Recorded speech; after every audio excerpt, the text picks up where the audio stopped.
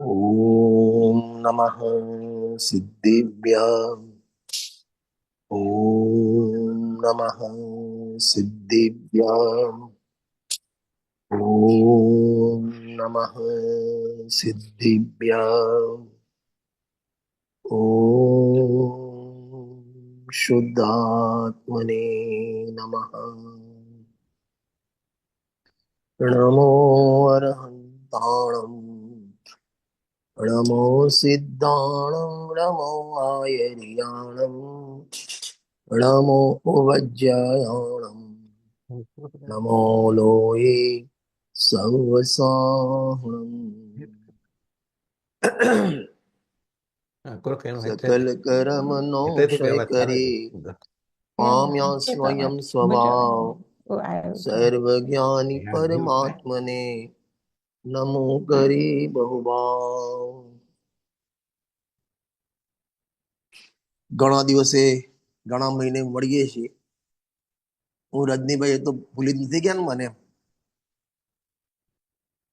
અહીંયા રજનીભાઈ છે બીજા પડતા, તમને નથી બોલ્યા. નથી બોલ્યા એમ ને? અચ્છા અચ્છા Everybody was missing actually. Stop this. અચ્છા અચ્છા અચ્છા ચલો ભાઈ. એમાં રજનીભાઈ નો કમાલ નથી, એ ઈષ્ટ ઉપદેશ રચનાર પૂજ્યપાદ સ્વામી નો કમાલ છે. ગ્રંથ જ એવું છે કે મૂકવાનું મન ના થાય, એક વખત પૂરું કર્યા પછી ફરીથી શરૂ કરવાનું મન થાય.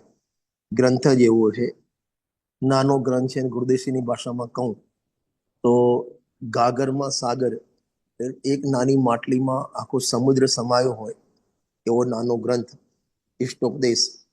એના અંતિમ ચરણમાં આપણે ચાલીએ છીએ. છેલ્લે જ્યારે મળ્યા હતા ત્યારે 47 અને 48 ગાથા એ આપણે જોઈ હતી. આ બધી ગાથાઓ જે 47 ને 48 ગાથાઓ છે એ જ્ઞાનની અંતરપણતિ કેવી હોય એની પણ વાત છે, અને આપણને પ્રેરણા આપે છે એની પણ વાત છે. એટલે મુનિરાજની જ્ઞાની ધર્માત્માની અંતઃપણતિ સાથે, એટલે એ પણતિને, કારણ કે પણતિ આપણને દેખાય નહીં, આપણને બાહ્ય ક્રિયા દેખાય. આપણી ચામડાની આંખેથી આપણને બાહ્ય ક્રિયા દેખાય, અંદરની પણતિ ન દેખાય.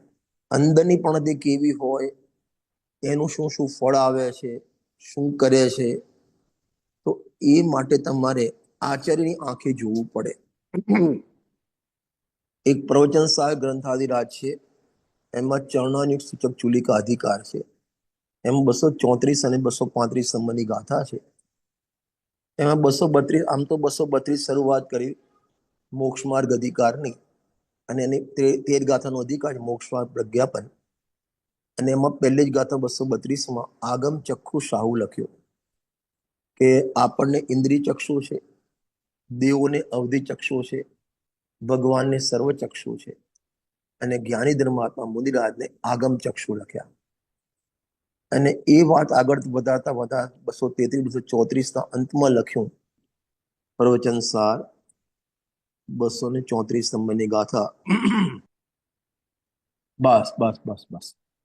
આથી એમ કહ્યું કે મુમુક્ષુએ બધું આગમરૂપ ચક્ષુ વડે દેખવું, અને એનું સમર્થન 235માં કર્યું. આગમરૂપ ચક્ષુ વડે બધું દેખાય છે એમ સમર્થન કર્યું.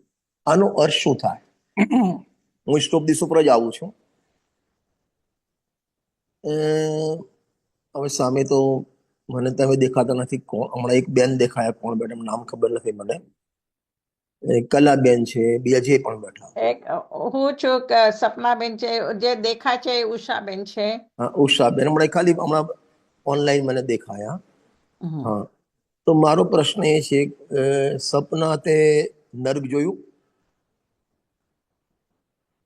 એટલે આગમથી જોયું છે, પણ હવે પહેલા તે નર્ક જોયું નથી? જોયું. સ્વર્ગ જોયું નથી? જોયું. બટાકામાં આનંદજીવ જોયા નથી? જોયા. આપણે નથી જોતા. કેમ કે આપણે આ ચક્ષુ વડે જોવા માંગીએ છીએ. આગમ ચક્ષુથી જોઈશું, આગમ ચક્ષુથી બધું દેખાશે આપણને. નંદીશ્વર દીપ પણ દેખાય, સ્વયંભૂ રમણ સમુદ્ર પણ દેખાય, મેરુ પર્વત પણ દેખાય, અને 5 મેરુના 80 ભગવંતો પણ, એટલે 80 મંદિરો પણ દેખાય. એમાં એક એક મંદિરમાં 108 ભગવંત, 500 ધનુષના એ પણ દેખાય. સાત હમ નરક દેખાય, સાત દુઃખ દેખાય.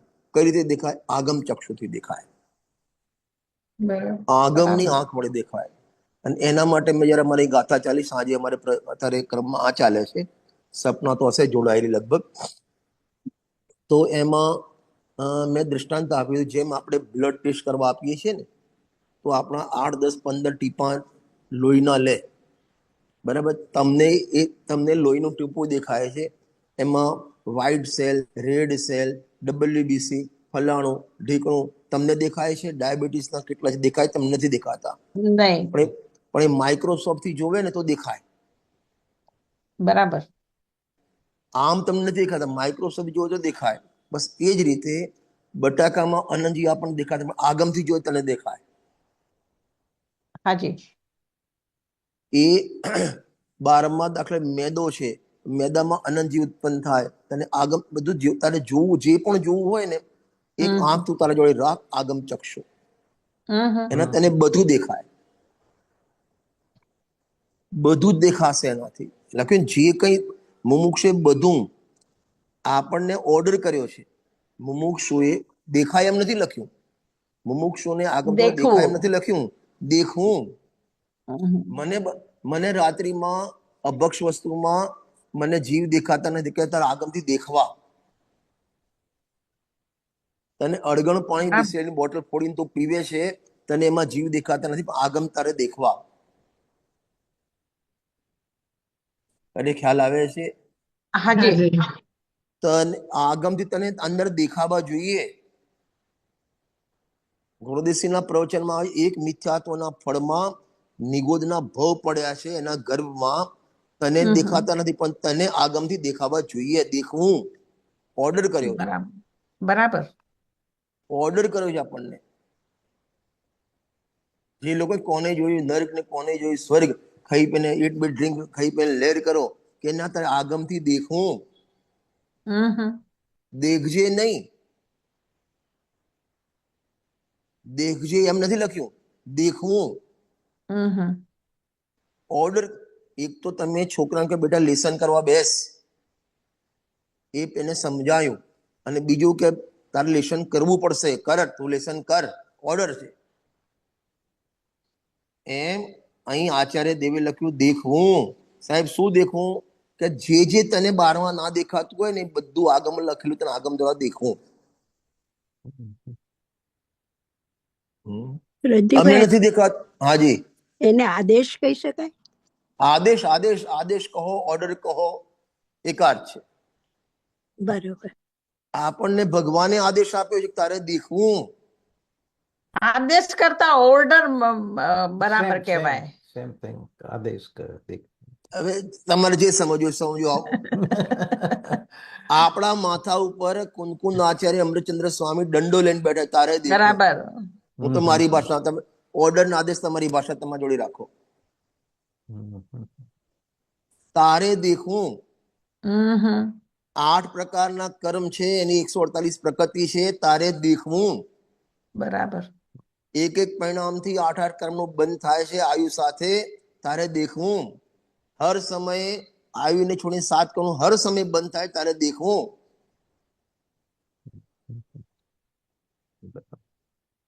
આ ગજબની છે.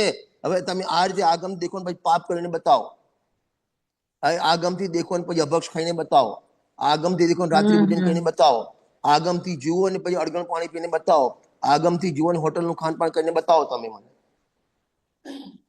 બધું બંધ થઈ જશે. બધું ઓટોમેટિક બંધ થઈ જશે. તારે દેખવું. ભાવ જ નહીં આવે. તારે દેખવું. હમ મને વિશ્વાસ નથી, કે તારે વિશ્વાસ કરવો. કોના દ્વારા? કે આગમ દ્વારા. આના બધું પણ ક્રમબદ્ધ છે, તારે શ્રદ્ધાન કરવું. કોના દ્વારા? કે આગમ દ્વારા. આગમ દ્વારા. સર્વજ્ઞ ભગવાન છે, એમની દિવ્ય ધ્વનિ છે, આગમ છે, તારે શ્રદ્ધાન કરવું. કોના દ્વારા? કે આગમ દ્વારા. એટલે ખ્યાલ આવે છે? હાજી. હાજી. એ રીતે આપણી ગાથામાં આવો કે ભાઈ આ જ્ઞાની ધર્માત્મા આપણી જેમ ખાય છે, પીશે, ફરે છે, રમે છે, એ પણ વ્યાપાર ચોથા ગુણસ્થાનની વાત કરું. અહીં તો આપણે જે ગાથા ચલાવીએ છીએ 49 એ 48 ગાથા, એમાં તો મુનિરાજની વાત છે. પણ ચોથા ગુણસ્થાને જ્ઞાની ધર્માત્મા હોય, ખાનપાન આપણા જેવું ગ્રસ્તી દેખાતો હોય, મેરેજ કરતો દેખાતો હોય, વેપાર ધંધો કરતો દેખાતો હોય, હા, તો તમને વિશ્વાસ ના આવે કે ભાઈ આને કર્મ કઈ રીતે કપાતા હશે, એને હર સમય નિજડા કઈ રીતે થાય. જ્ઞાનીને એ ગ્રહ કામ કરતા છતાં એનું જ્ઞાન, તો એને એ અમારી જેમ જ ખાવા પીએ બેસે છે, તો મને કર્મનો બંધ થાય છે, એને કર્મનો બંધ થતો ઉપરથી નિજડા થાય છે. આવું કેમ? મને વિશ્વાસ નહીં કે તારા આગમથી શ્રદ્ધાન કરવું. આપણે જે ગાથા લેવી છે ને 48 નંબરની ગાથા, કરતો અતિ આનંદથી કર્મ કાશ પ્રક્ષીણ, બાહ્ય દુઃખોમાં જડ સમો, યોગી ખેદ વિહીન. એ જ્ઞાની ધર્માત્માને 12માં કોઈ પણ પ્રકારના ઉદયો પલટાય એને ખેદ થતો નથી. જાણે બાહ્ય ઉદયોમાં, બાહ્ય સંયોગોમાં જડ જેવો થઈ ગયો છે. બાહ્ય દુઃખોમાં જડ સમો. જડ સમો એટલે જેમાં આ થેલી છે, આ જડ છે, આને તમે ચૂંટલી ખણો, ફાડી નાખો, તોડી નાખો, કચડી નાખો, મચડી નાખો, એને કોઈ દુઃખ ના થાય, કારણ કે આ જડ છે.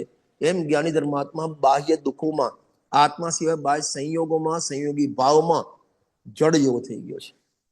આ ગાથામાં એ કહેવું છે. પણ અમને દેખાતું નથી કે તારે દેખવું, આગમથી શ્રદ્ધાન કરવું.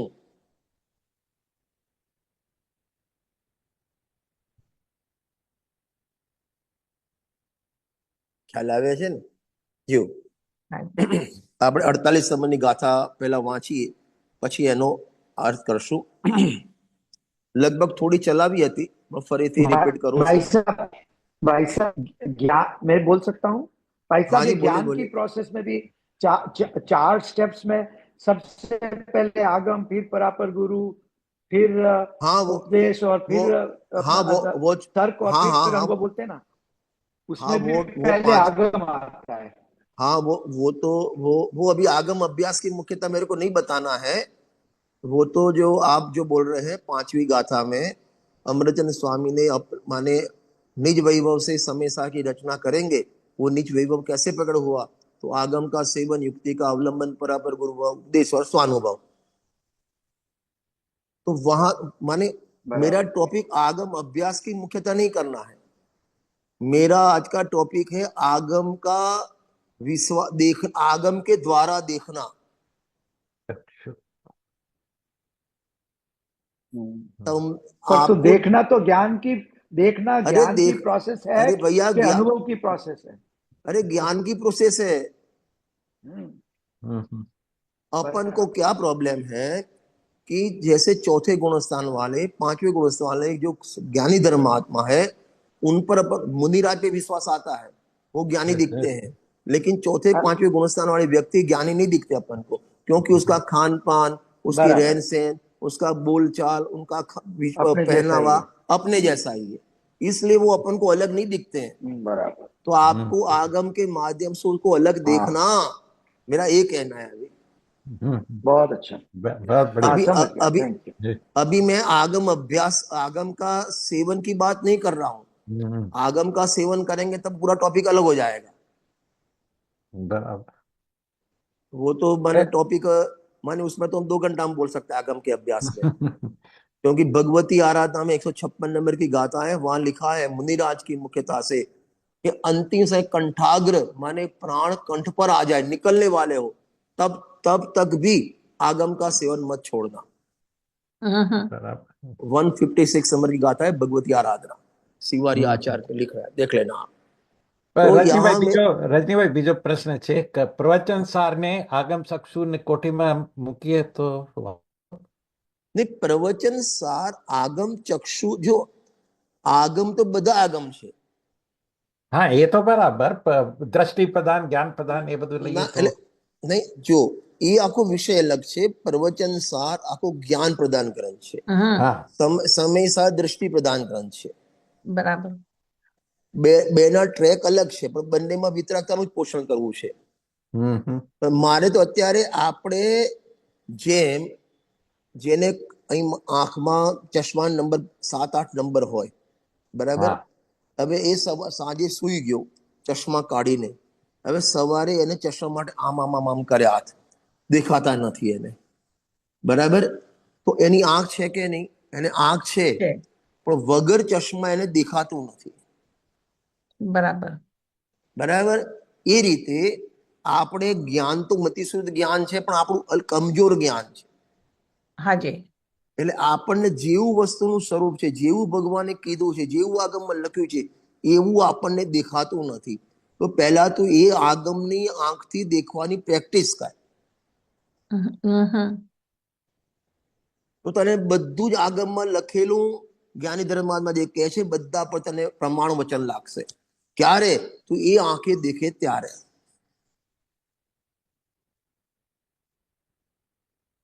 એટલે વસ્તુ છે એવી જ એને દેખાશે એમ નહીં. પછી. હવે મારે તો આ ગાથા લેવી છે, પણ નહીં તો એ આગમની આંખથી વાત દેખવાની વાત કરે, એમાં ચારે અનુય આવી ગયા. પ્રથમાન બરાબર. યોગમાં પણ તને વિશ્વાસ આવવો જોઈએ આગમ આંખથી દેખવાનો.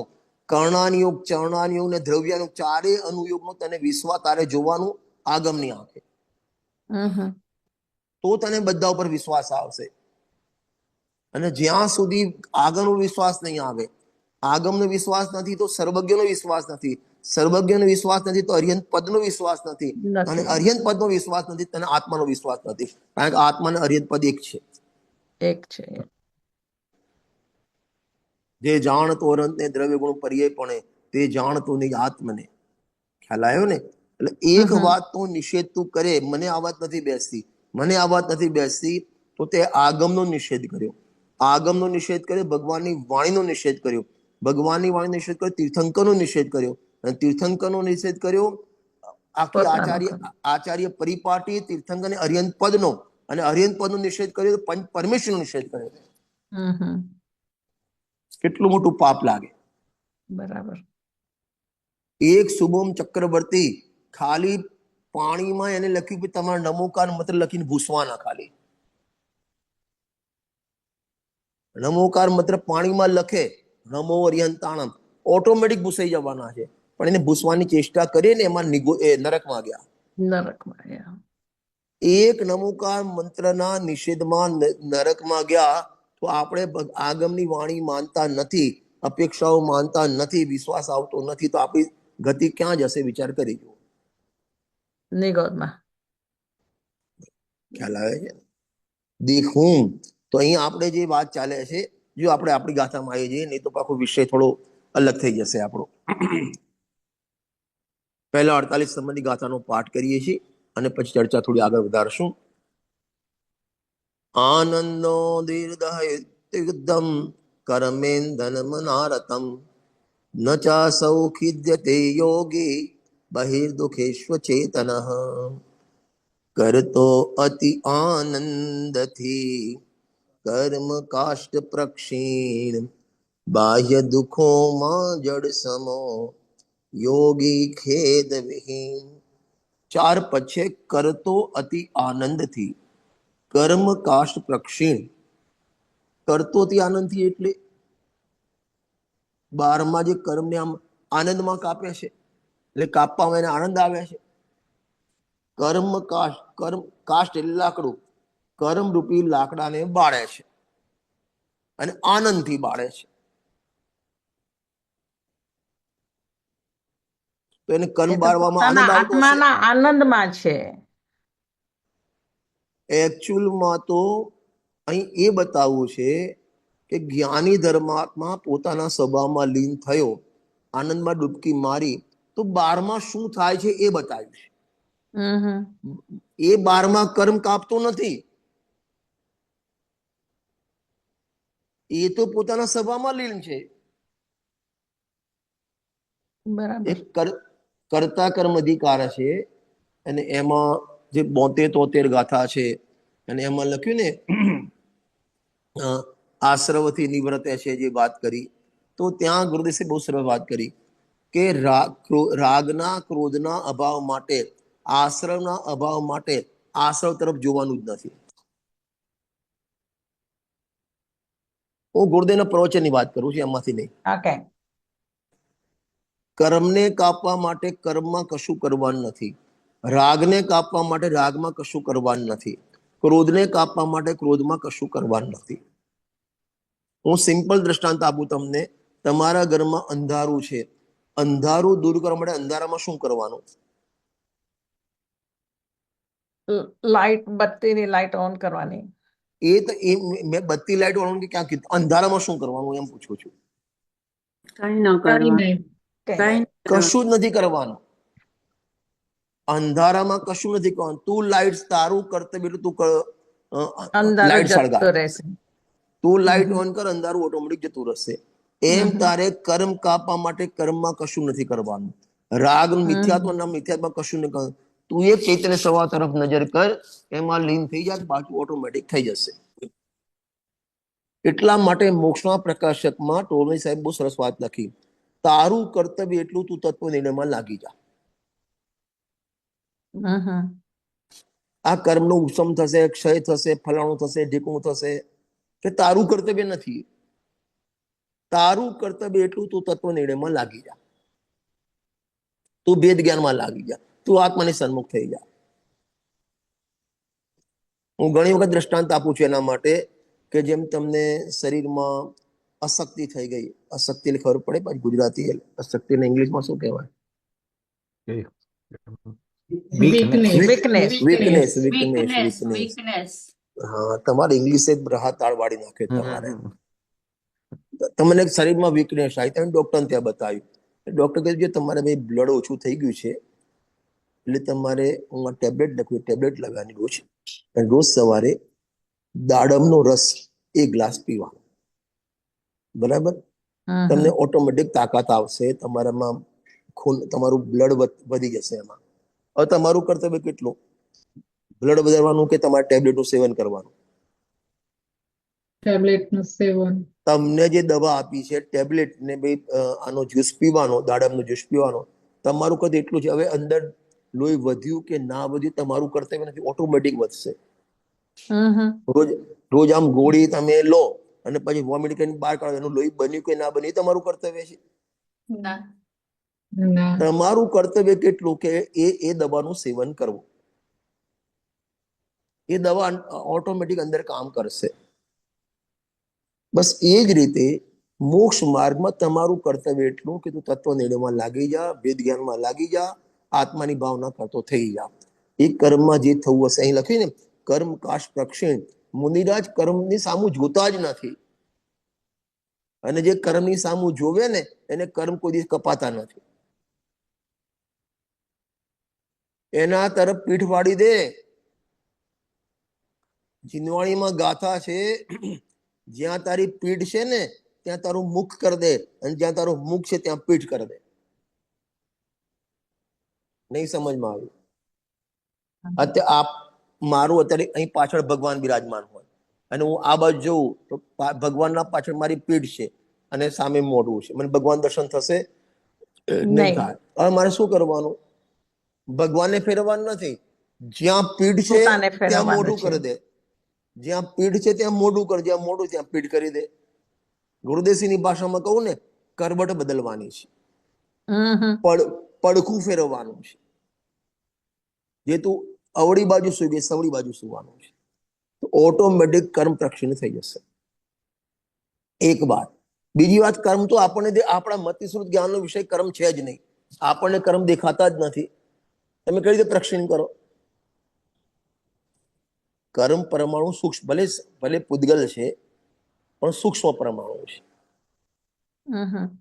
ગુરુદેવ એના માટે લોટનો દ્રષ્ટાંત આપે છે કે આ શરીર છે ને, આહાર વગણા, એ પણ પૂદગલ પરમાણુ છે. પછી કાર્મણ શરીર, એ પણ પૂદગલ પરમાણુ છે. તો બંને પૂદગલ આ દેખાય, પેલા કેમ દેખાતા નથી? તો બોલે કે એમને દ્રષ્ટાંત આપ્યું લોટનું. જેમ ચણાનો લોટ એક તો મેદો હોય એકદમ ઝીણો, પછી આપણે રોટલીનો લોટ હોય, અને પછી એક ભેડકું હોય. ભેડકું ખબર પડે? થોડો જાડો હોય. હા, બસ એ ભેડકું. ત્રણે ઘઉંના લોટ છે, પણ બધાની થિકનેસમાં ફરક છે. બસ એ જ રીતે આ કર્મ પરમાણુ હોય, આ ભાષા વિજ્ઞાન પરમાણુ હોય, અને શરીરના બધા પરમાણુ છે, પૂતગલ જ છે, છતાં પણ એની થિકનેસમાં ફરક છે. હમ તો આ શરીર તો આપણને દેખાય છે કારણ કે જાડા પરમાણુ છે. પેલા પરમાણુ તો જાડા હોતા નથી, પણ સ્કંદ મોટા છે, સ્કંદ છે. બરાબર. તો પેલો પણ કર્મમાં પણ સ્કંદ છે, પણ એ ઝીણા સ્કંદ છે, આપણને દેખાતા નથી. તો તું કર્મ કઈ રીતે કાપીશ? કર્મ તને દેખાતા જ નથી, કે તારે કર્મ જોવાના જ નથી. તું આત્મામાં જો, વેદ જ્ઞાન કર, ચૈતન્યનો ટંકાર કર, હું પરમાત્મા છું એમ નક્કી કર, કર્મ પ્રક્ષીણ થઈ જશે. તો એ લોકો કરતો અતિ આનંદથી કર્મ કાશ પ્રક્ષીણ, કરતો અતિ આનંદથી લે તો પોતાના સ્વરૂપમાં ડૂબેલા છે. સ્વરૂપે ડૂબેલા નમન તુજને હો જીનેવરા. ત્યાં સમોસામાં સ્તુતિ લખી છે ને, ત્યાં શું નામ, સોનગઢમાં પાછળ સમોસાણ છે ને, આ હિંમતભાઈ બને ત્યાં આખી સ્તુતિ સમોસ્તુતિ લખી છે. સ્વરૂપે ડૂબેલા નમન તુજને હો જીનેવરા. બહુ ગજબ, આખી સમોસા સ્તુતિ પણ ગજબની છે, બહુ ગજબ. એવું કરતો કર્મ આનંદથી, કરતો અતિ આનંદથી કર્મ કાષ્ટ પ્રક્ષીણ.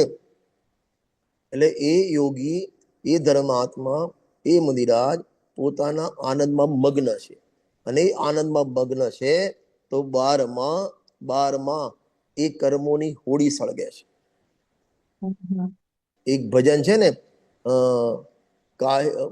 હોલી ખેલે મુનિરાજ અકેલે વન મેં, એમાં એક બહુ સરસ આવે છે, કાહે કી તુમને હોલી બનાઈ, કે અષ્ટ કર્મ કી હોલી બનાઈ, काहे की तुमने आग लगाई, तो કે ધ્યાન કી ધધકતી અગ્નિ લગાઈ. સ્વરૂપનું ધ્યાન એ અગ્નિ છે, અને 8 કર્મ એ લાકડા છે, અને એના ઉપર આગ લગાવી દીધી, બધા બળી ગયા લાકડા. કરતો અતિ આનંદથી કર્મ કાશ પ્રક્ષીણ. તો પ્રશ્ન થાય કે એ જ્ઞાની ધર્માત્મા મુનિરાજ હોય, વન જંગલમાં હોય, તો એમના ઉપર પણ પાપના અસાતના ઉદય આવે કે ના આવે? એમને સતન ઉદય આવે કે ના આવે? આવે. બાંધેલા કર્મ ક્યાં જાય?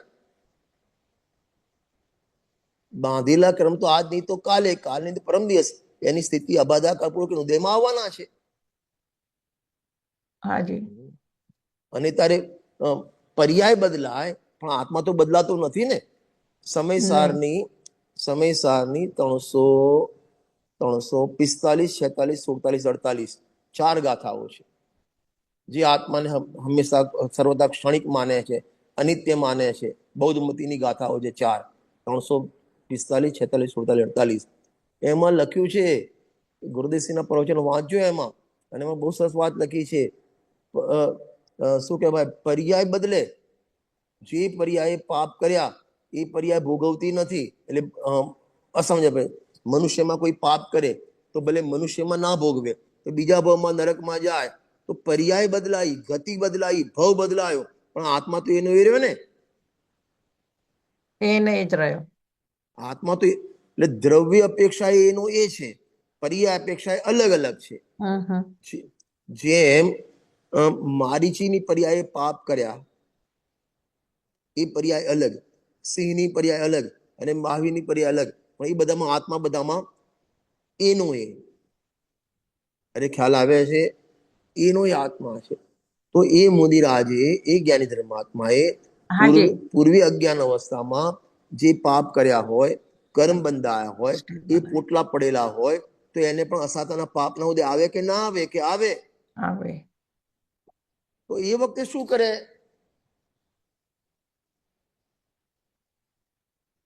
એ વખતે શું કરે મુનિરાજ? માથે સગડી સળગાવે એના સસરા. એ વખતે શું કરે? પોતાના આત્મામાં પૂર્વ ભવના ભાભીને એના શિયાળ બની અને મુનિરાજના પગ ખાવાનું શરૂ કરે. એ શિયાળ અને એના 2 બચ્ચા 3 દિવસ 3 રાત પગથી શરૂ કરીને ઠેઠ હોજડી સુધી પહોંચી ગયા. એ વખતે મુનિરાજ શું કરે? પોતાના આનંદમાં લીન થઈ જાય. નહીં, આગળની માં કરતો અતિ આનંદથી, એ તો આનંદમાં છે. જો કરતો અતિ આનંદથી, પહેલા પદમાં, બીજા પદમાં પણ લખો, ત્રીજા પદમાં પણ લખો, કરતો અતિ આનંદથી કર્મકાશ પ્રક્ષીણ. કરતો અતિ આનંદથી બાહ્ય દુઃખોમાં જડ સમો. એ તો આનંદમાં પડેલો છે, પણ બાહ્ય દુઃખ છે ને, અસતનો ઉદય છે ને કે જળ સમો છે, એને ખબર જ નથી કશી. અરે મુનિરાજની વાત તો ક્યાં કરું, શ્રીમદ રાજન સાહેબ કૃપાળુદેવ કહે છે અમે માંડ માંડ યાદ કરીએ તો અમે દેહધારી જેવું યાદ આવે છે, ખબર જ નથી દેહ છે કે નહીં.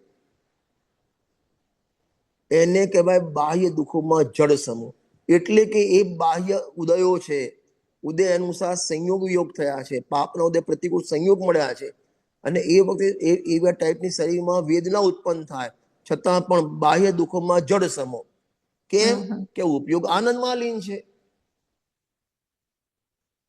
ઉપયોગ બહાર આવે તો એનું વેદન આવે ને, હાજી. ઉપયોગ તો બહાર આવતો જ નથી. ટોલમજી સાહેબે રહસ્ય પણ ચિઠ્ઠીમાં એક બહુ સરસ વાત કરી છે. સ્વરૂપ ધ્યાનીને બારમાં ઢોલ નગારા વાગે પણ કશી ખબર નથી, ખબર ના પડે. ધમાધમ અવાજ થતી હોય, ઉપયોગ અંદર ડૂબી ગયો ને કશી ખબર ના પડે. पंडित जी, हाँ जी, एक है ना जिसका सबको अभ्यास है ढीठता का। क्या का? ढीठ ढीठ हाँ ढीठ होता है ना, ढीठ हाँ ढीठ દીપક ढीठ દીપક હોય ને, દીપક. नहीं नहीं, दीपक नहीं, ढीठ क्या बोलते हैं, ठीक है। एडम ભીત, હા, दीवार ભીત, दीवार દિવાલ દિવાલ. वॉल।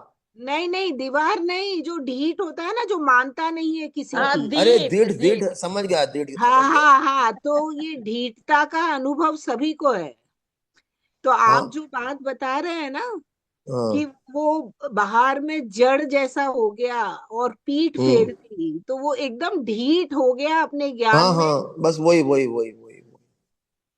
અરે આપણે જો હું લૌકિક દ્રષ્ટાંત આપું તમને, તમે ટીવી જોવા બેઠા છો, મોબાઈલ જોવા બેઠા છો, કોઈ જોડે વાત કરો છો, એ વાતમાં એવા તલ્લીન થઈ ગયા, અહીં મચ્છર આવીને તમને કરડી જાય, તમને ખબર નથી. હાજી. એ વખતે ખબર ના પડે, પછી ત્યાંથી ઉપયોગ બળ્યો એકદમ, પછી આમ ખણવા માંડે, મને અહીં મચ્છર બહુ છે, મચ્છર બહુ છે. જયારે કરડ્યું ત્યારે ખબર નથી તને, કારણ કે ઉપયોગ બીજે હતો તારો. આવું આપણને થાય છે કે નથી થતું આવું? થાય છે. થાય છે. બસ એવું જ્ઞાની ધર્મ, આ ઉપયોગ પલટવાની વાત છે. જ્યાં ઉપયોગ છે ત્યાં ચેતન મન છે, જ્યાં ઉપયોગ ને ત્યાં જડ જેવું છે. આપણે બધા આત્માની વિશે જડ જેવા છીએ, અને જ્ઞાની ધર્મ આત્મા ઉદય વિશે જડ જેવા છે. બરાબર. જડ થતા તો બધાને આવડે છે. લખ્યું ને બાહ્ય દુઃખોમાં જડ સમો, એટલે એનો અર્થ એવો થઈ ગયો ને, અંદર ઉતરી ગયો ને ઉપયોગ, અંદર ઉતરી ગયો ને 12મા કોમામાં આવી ગયા મુનિરાજ. અંદરથી જાગતા અને 12મા કોમામાં. બરાબર. બેન્સીના વચનામાં એક બહુ સરસ બોલ છે, પાછળ 388 કે એવું ખબર નથી, લગભગ લખ્યું છે મુનિરાજ અંદર બહારથી જુઓ. જો તમે કાઢ્યું, વચનામૃત ની વાત કરું છું, વચનામૃત. બેન શ્રી કા વચનામૃત.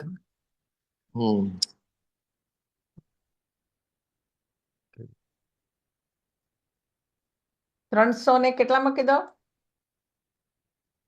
388 કે એવું કંઈક છે. 387 કે 88 હશે. 88 મુનિરાજની શુદ્ધાત્મા ઉગ્ર. હા બસ બસ બસ, એ 88.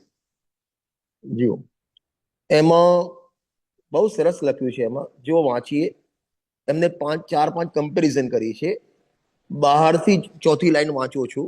તે બહારથી જોતા મુનિરાજ વનમાં એકલા દેખાય.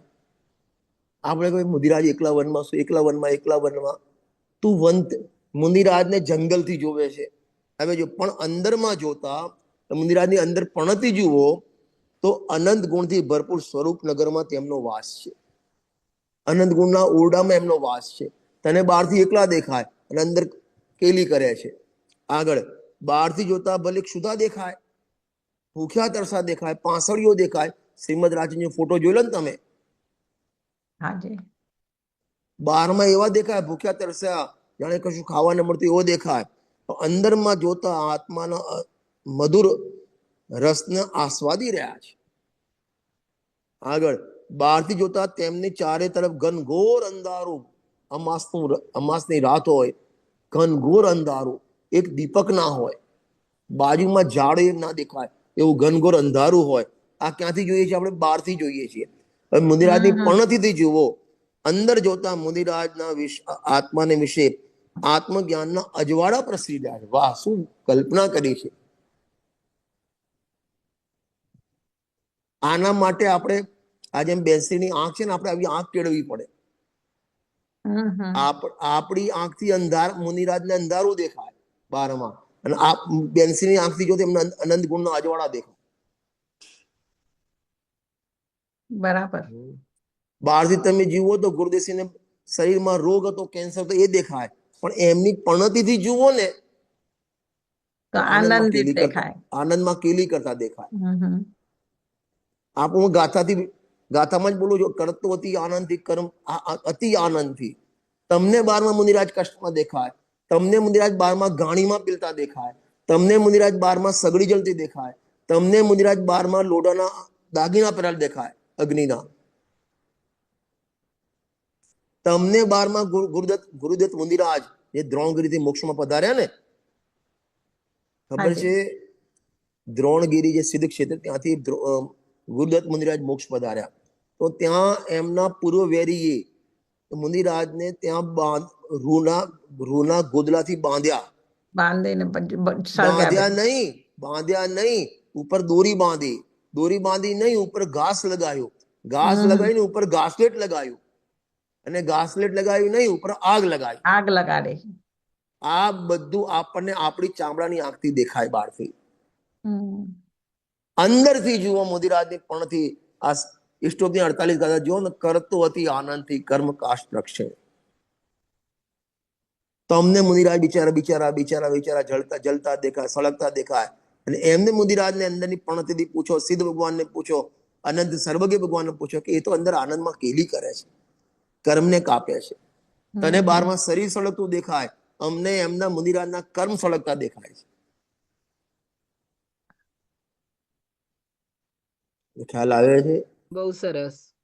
તમને 12માં મુનિરાજે સળગતા દુખી બિચારા દુખી થાય, અને એ મુનિરાજની અંદર પણતી વાંચો તમે તો કરતો અતિ આનંદ હતી, એ તો આનંદમાં ઝૂલે છે. અને ખ્યાલ આવે?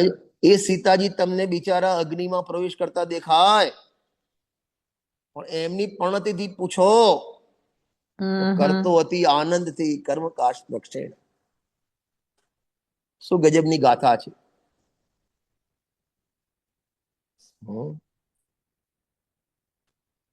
એમને ત્યાં શું કહેવાય, સમયસારની 194 નંબરની ગાથા 194, જ્ઞાની ધર્માત્મા નિર્જરતો થકો નિજરે છે, અને અજ્ઞાની બંધાતો થકો નિજરે છે. હર સમયે એને નિજરા થાય છે. વાંચી લેજો, આ પણ ટાઈમ થવા આવ્યો છે અંદરથી વાંચતા. મૂળ 194 નંબરની ગાથામાં જ્ઞાની ધર્માત્મા જ્યાં ભાવ નિજરાનું સ્વરૂપ લખ્યું ને, ત્યાં નિર્જરતો થકો નિજરે છે. એકાદ ગાથા આગળ પાછળ હોઈ શકે, લગભગ 194 જ છે. નિર્જરતો થકો નિજરે છે. ખ્યાલ આવે છે ને? આપણે જો એક વસ્તુ સમજી લેવી, જીવનભર યાદ રાખવી, આપણે બાહ્ય પ્રવૃત્તિ અનુસાર નિજરા માનીએ છીએ. કોઈ વ્રત કરતો હોય, તપ કરતો હોય, ઉપવાસ કરતો હોય, કષ્ટ સહન કરતો, આપણે નિજરા દેખાય. બાહ્ય પ્રવૃત્તિ અનુસાર નિજરા નથી, પરંતુ અંદર જેટલી કસાઈ શક્તિ ઘટે અને વિશુદ્ધતા વધે એ અનુસાર નિજરા છે. મોક્ષના પ્રકાશકમાં 7મા અધિકારમાં જે નિજરા તત્વનું અન્યથા સ્વરૂપ લખ્યું, પેજ નંબર 237 વાંચી લેજો.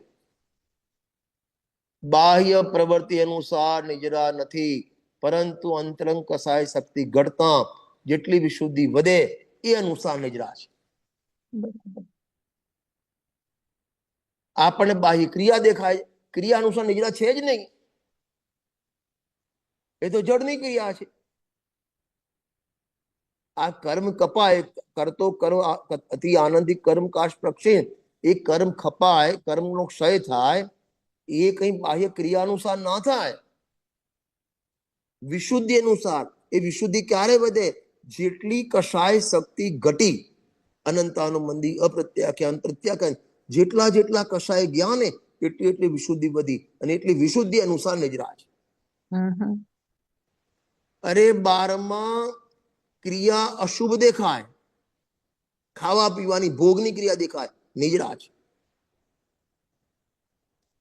નિજરા અધિકારની પહેલી જ ગાથા 153 નંબરની ગાથામાં છે ને, ભોગથી નિજરા લખ્યું. બોલો, 193 નંબરની ગાથા, ભોગથી નિજરા. તો ભોગથી નિજરા નથી, ભોગના સમયે કશાય શક્તિ ઘટતા વિશુદ્ધથી નિજરા છે. આપણને ખ્યાલ નથી આવતો.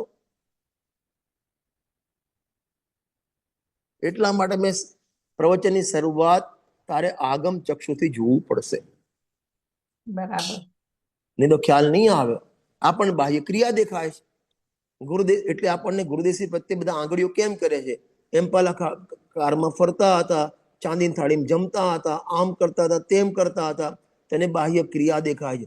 બાહ્ય ક્રિયા અનુસાર નજરા નથી, અંદર એમને મિથ્યાત્વ અંતન બધી ગયું હતું ને, અને એની જે કશાય શક્તિ ઘટતા વિશુદ્ધિ વધી, એ અનુસાર એમને સમય સમય નિજરા હતી. એ ચાંદીની થાળીમાં જમે ને એ વખતે પણ નિજરા. અને તું ઉપવાસ કરે ને તો પણ તને બંધ.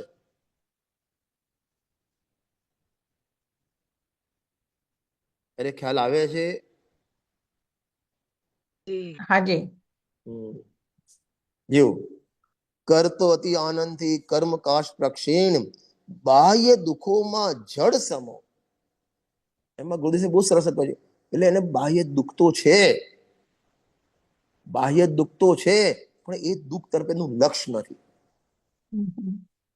અને લક્ષ નથી માટે એનું વેદન નથી, માટે જડ સમો.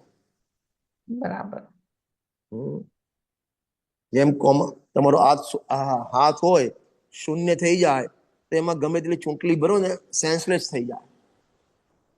હાજી. એમ બાહ્ય વિષયોમાં સેન્સલેસ થઈ ગયા છે મુનિરાજ. બરાબર. એની ચર્ચા આપણે આગળના ટોપિક પીરિયડમાં કરશું. આપણે ટાઈમ થઈ ગયો તમારો. હાજી. ભાઈ 1 મિનિટ છે ભાઈ, અમને છે ને આજે અમે મોક્ષ અધિકારની સમરી કરતા હતા ને, જો તમને ટાઈમ હોય તો. સો અમે સવારે મોક્ષ અધિકારની સમરી ડિસ્કશન કરતા હતા, તો ત્યાં ગુરુદેવનું એક વાક્ય આવેલું. કલાબેન 186-87 નું જરાક પાનું તમે ખોલો, પહેલું જ પાનું છે. તો અમને જરાક પ્રશ્ન થયો કે શા માટે ગુરુદેવે છે ને ત્યાં એક વાક્ય કહ્યું છે કે ક્રોધાદી ભાવને પોતાના માને છે તે પોતાની પર્યાયમાં વિકાર ઉત્પન્ન કરે છે. ત્યાં છે ને ઓલી અપરાધ નિરપરાધની વાત છે ને, એની વાત.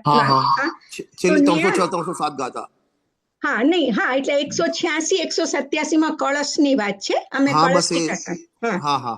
તો ન્યા ગુરુદેવે એમ કીધું કે આ વાત ઝીણી છે, થોડી છે, પણ બહુ સૂક્ષ્મ અને દુર્લભ છે. એટલે ગુરુદેવે બહુ ભાર દઈને ત્યાં કીધું છે. તો ઈ જરાક સમજવું છે કે ગુરુદેવ ત્યાં વધુ શું કહેવા માંગે છે. હવે એમાં થોડો ટાઈમ વધારે જોઈશે. ઓકે. એટલે આવતી વખતે મને યાદ કરાવજો. કારણ કે પહેલા તો અપરાધ, રાદ એટલે શું અને અપરાધ એટલે શું? કારણ કે એ ગાથાઓ છે ને, રાદ અને અપરાધની ગાથાઓ છે. બરાબર. રાદ એટલે આત્માની આરાધના. આત્મામાં ઉપયોગ લગાવો એને રાદ કહેવાય, અને જેનો આત્મામાં ઉપયોગ લાગતો નથી એને અપરાધ કહેવાય. હાજી. એ ટોપિક. હા, એટલે ગુરુદેવે એમ ત્યાં એમ કીધું કે એવું કે અજ્ઞાની નિર્વિકારી એવો પોતાના સ્વભાવનો ઉદાસ ભાવે પ્રગટ નથી કરતો. ઈ વાત ઝીણી છે, થોડી છે, પણ બહુ સૂક્ષ્મ અને દુર્લભ છે. ઈ સમજવું છે. હા, એ સમજી ગયો. કારણ કે અમે ટાઈમ થઈ ગયો છે અત્યારે. કારણ કે 1-2 મિનિટમાં સમજાય એવું નથી. બરાબર. ઓકે. એટલે ઉદાસ થઈને એટલે શું? કારણ કે ઉદાસ થઈને આત્માનુભવ, ઉદાસ એટલે શું? એટલે એનો અર્થ કરશું આપણે. બરાબર. ઉદાસીનતા એટલે શું એ આપણે લઈશું ટોપિક આખો.